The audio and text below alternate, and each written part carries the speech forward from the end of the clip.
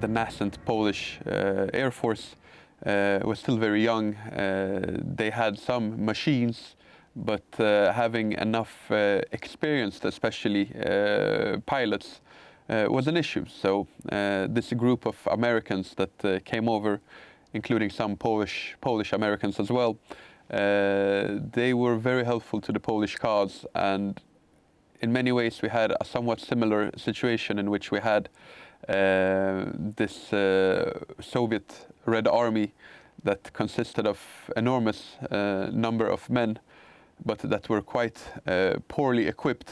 They would conduct the same type of human wave attack tactics that we can see today being employed by the Russians in Ukraine. And the Poles had to counter it by either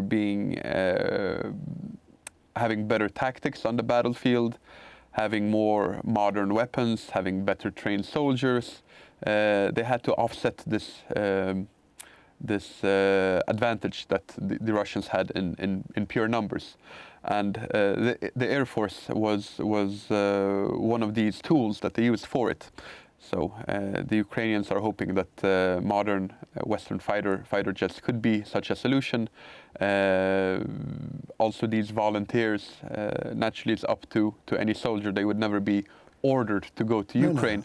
But many of these men are, well, for the first time they are, for the first thing, they're valiant people who are simply brave. And when they see a just cause, they are tempted to go.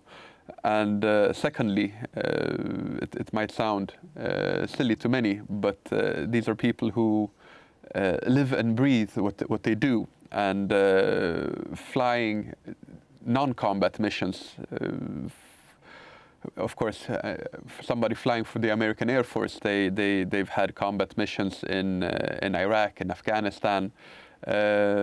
However, there wasn't much of an Air Force to encounter in Afghanistan, and for them to measure themselves up against a worthy opponent, which the Russian Air Force clearly is somewhat of a challenge. And I think that many of them, I guess if people have been watching Top Gun, either the original or now the second movie, they realize that many of these fighter pilots, they are very special people, and I think quite many would be up for the task and be quite